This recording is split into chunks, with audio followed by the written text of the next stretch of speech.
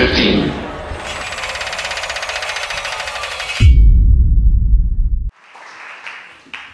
Thank you very much.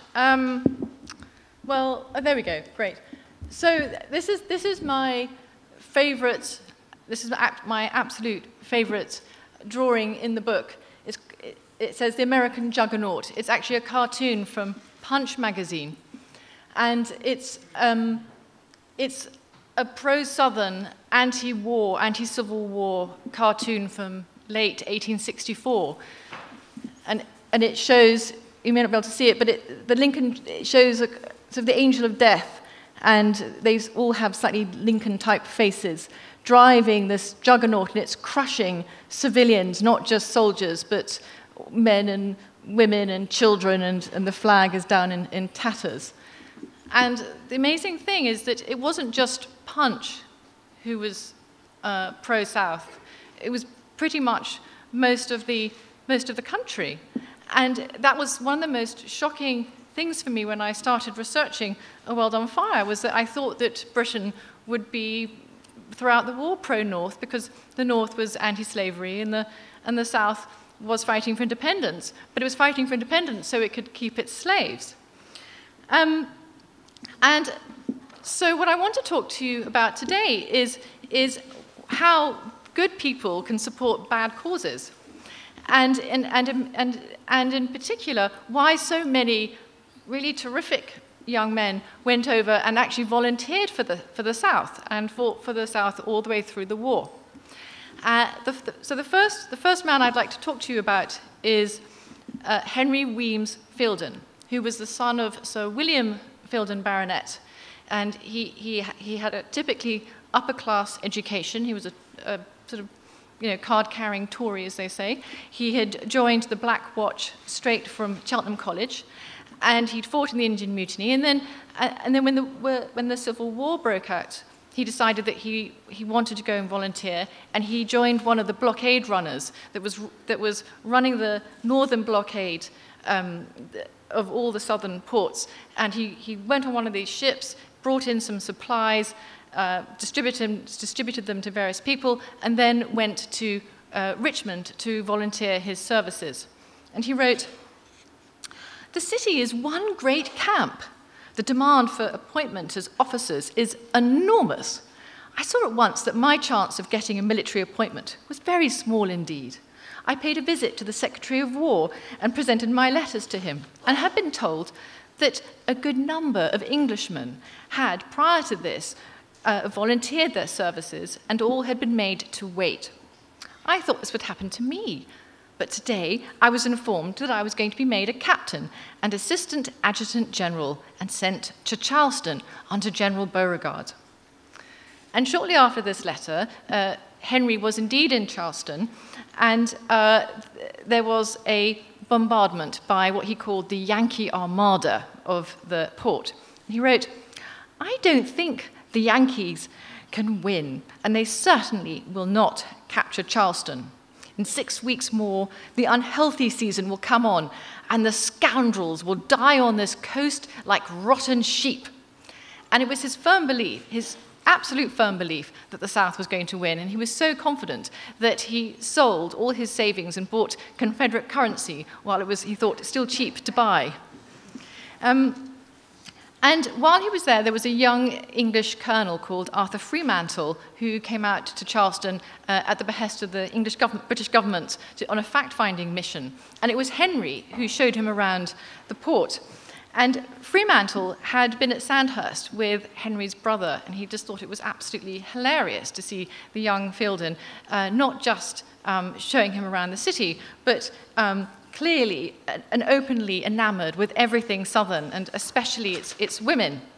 And he quoted Henry as saying, "The more I see of the Southern ladies, and the more I hear of their actions, of their grand heroism, of their sacrifices, of their sufferings, the more I am lost in astonishment. Words cannot express my admiration of them." And so it was probably only a matter of time before one of these Southern ladies captured his heart. And the Southern lady in question was called Julia McCord, and she was the daughter of a notorious congressman called Handsome Davy. And they met quite by chance. She'd come into Beauregard's headquarters to get a military pass, and he was the one who wrote it out, and they fell madly in love. So while they were falling in love, another Brit turned up, and this was Bennett G. Burley. He was from Glasgow. He was the same age, but instead of being offered a captaincy, he was actually thrown into prison as a spy. And it was several weeks before Burley was able to convince the authorities that the blueprints that he was carrying with him were actually plans for a torpedo that his father had designed. And anyway, so he managed to convince the authorities of this, and so they took the blueprints, they made this torpedo, and then it turned out to have this fatal design flaw, which was that it wouldn't explode. So that was the end of his career as a sort of mining engineer or whatever. But anyway, he wanted to volunteer very badly. And unlike Henry, he was an out-and-out socialist. He'd read Marx, he'd read Engels, and so he wanted to fight for the South because he believed in the right to self-determination. And he saw this as a kind of revolution of the masses, taking their own destiny into their own hands. Anyway, so after much pleading, he was given a post in the Navy as acting master, which was actually one of the ways the Southerners would try to tell foreigners to go away. But anyway, he was ecstatic. And he managed to get a place with a guerrilla called John Yates Beale. And John Yates Beale led these raiding parties on Chesapeake Bay. And they were a lot of fun, and they'd be hiding behind, coves or behind whatever, and then they'd sort of leap out and capture some federal vessel and take all its stuff and capture the northern sailors who were on it. And this absolutely infuriated the federal authorities. So in September 1864, after about 3 months of this, they sent down this enormous expedition of joint military and naval operation, and they captured everybody except for Burley, who managed to escape. And he went back to Richmond, and he tried being a journalist. He wrote for the Southern Illustrated News until it ran out of paper and ink because of the blockade. So then he became an actor, and he got a part in a play called The Guerrillas, and he quite liked that, but he wanted to be a real guerrilla. So when another operation began in February '64, he joined it, and he had a lot of fun, but he only managed to last a week, and then this time he was captured while he was cutting telegraph wires. And this time he was sent to Fort Delaware, which is on the Delaware River in the north, and it looked unlikely he was going to escape. So anyway, so while he was in prison, Henry Fielden was celebrating his engagement to Miss Julia McCord, and he wrote, "You will trust me, dearest, won't you, to love you ever as I do now.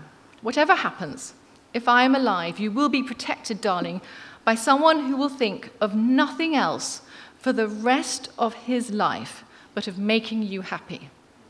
And then he closed his letter with a request that she forgive him if he didn't write to her every single day, because at this point Charleston was under constant bombardment. But that wasn't the only thing that was bothering him. In fact, not only was the city being shelled, but the Confederate general had decided that the way to stop the shelling was to gather up all the federal prisoners and put them directly in harm's way in the line of fire of the federal shells. And Fielden was appalled at using human shields. He thought he contravened all the rules of warfare. So he went down to visit the prisoners to make sure they were okay. And he reported back, "I hardly ever met a Yankee before, and never a Yankee general. And I thought the contact would make one's flesh crawl. But strange to say, I could not blow General Seymour from a gun or hang him without a good deal of repugnance.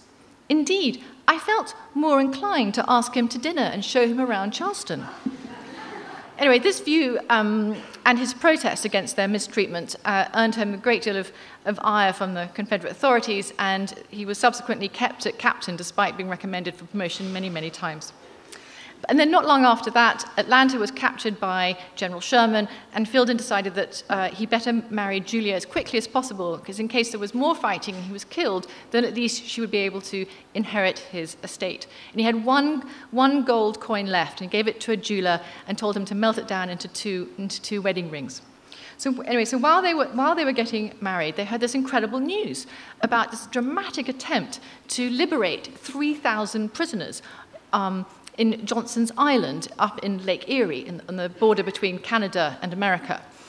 And it turns out that one of the ringleaders was Bennett G. Burley, because while he was in Fort Delaware, he discovered that his cell was directly over the prison's sewage pipe.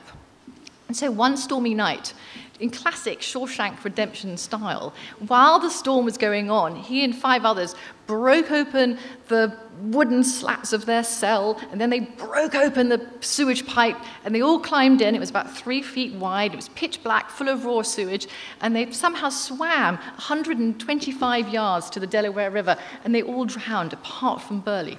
Anyway, but he made it, and he went through the north, got to Canada, got to Toronto, which was full of Confederate refugees, and there was John Yates Beale, who'd also escaped.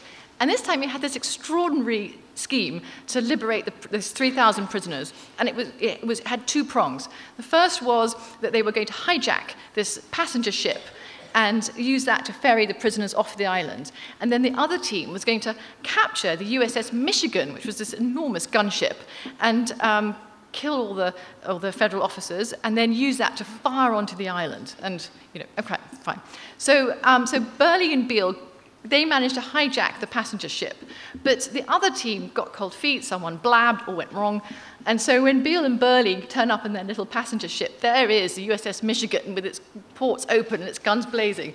So they turned tail and they kind of ran off, and not surprisingly, Burley was captured, and he was extradited to the north, to Detroit, to be tried on the charges of piracy. Anyway, so while he's waiting at trial, Henry took part in the last battle of the war. It was the Battle of Bentonville in February '65. And it's one of those terrible battles where, when hope and time are running out, it's always exceptionally bloody. And the General Hardy, the main general, lost.